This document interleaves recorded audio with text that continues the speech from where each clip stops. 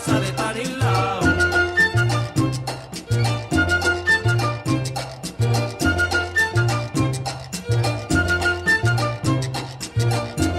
Yo quiero alegrarme mucho, que vengan los invitados, que venga el compa Tiburcio, que vive en el otro lado, que tenga el lechón en vara, que le quede bien asado.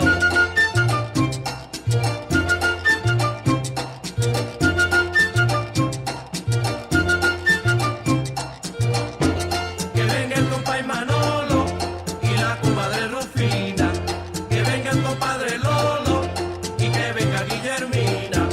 Llamen también a Bartolo pa' que atienda la cocina.